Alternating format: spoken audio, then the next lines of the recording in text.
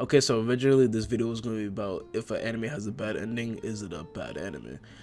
But to be honest, I didn't really have a lot to base it off of. I did have a few, like I was like decently, like I knew about, like we had Attack on Titan or Tokyo Ghoul or even Promised Neverland. But I didn't honestly watch the season 2 of Promised Neverland, and I wasn't planning on it because I already knew it was bad. Like I already seen a few clips, and I'm like, why are we even at this location, or why are we even here? And I was like, nah, I'm not gonna do it. Like the season 2 itself was just like pretty just fucking terrible at least from the looks of it. Again, like I said, I didn't watch it, but and then we also had Tokyo Ghoul in a sense of like, again, the season 2 was fucking weird. Like, it was just really weird in the sense of, again, where the locations were, as well as how things are set up, or it just felt like its own thing, and it felt a bit weirdly placed as well as weirdly executed at the same time. And then again, we also had Attack on Titan, how controversial that was, but I've already talked about that. I feel like I'm beating a dead horse a little bit for the last few times I've actually talked about it. But there was one thing that I specifically have watched multiple times that I do know a lot of, that has somewhat of a bad ending, but still is a really good show.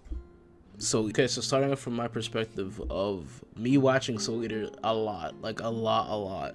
I've seen it a good amount of times, like probably a solid like 5. I think I've seen it maybe 3 to 4 times through high school.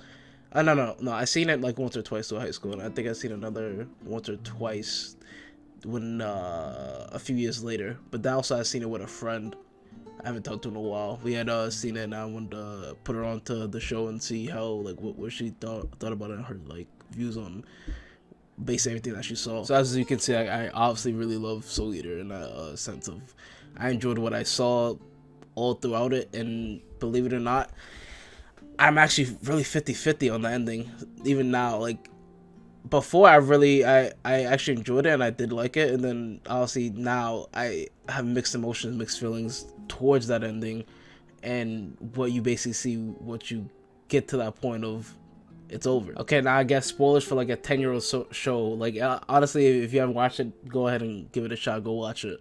But here we go. So by the end of it, Maka and her friends try to fight the Kishin Asura, and they basically, nothing's really working in the sense of they're trying their best, but again, this enemy, this foe Kishin, is way too strong. Like, he's basically just dominating everyone, whether it comes to all their allies, the principal, and everything's have basically succumbed to madness, and everyone's just basically just waiting to see if they can either beat them or we basically lose and everyone else just dies.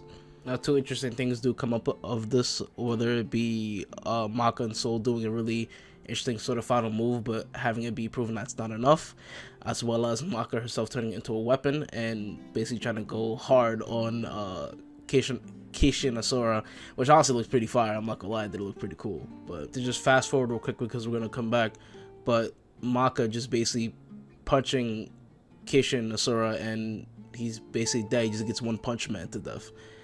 And by the end of it, it feels sort of hollow, but also really filling. Because on one hand, yeah, he did just get one-shotted after basically everyone else like did all they can, and they didn't really touch or scratch him, and then all he had to do was just like punch him in the face, and that's really it.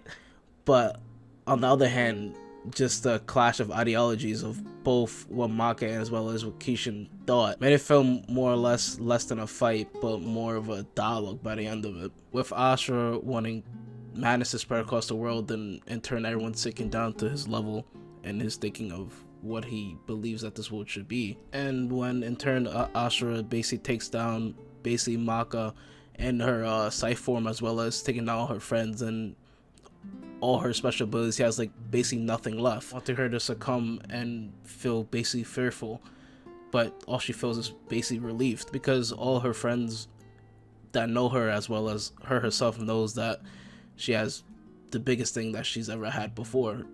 She doesn't have talent, she doesn't have anything but her heart, courage. And this in turn shakes Ashura to his core, because anyone else in the situation would have just given up, would have just succumbed to quote-unquote the madness. And this in turn, the thing that Ashura has been doing the whole time, where he was being teased or where he's being talked about, he was making everyone afraid. But when he sees this unyielding personification of hope that is Maka, the only person that could be afraid is him. So much to the point of him questioning everything, whether why is he nervous, why do you say those words, or even to the point of asking, what are you, Tamako, what specifically are you?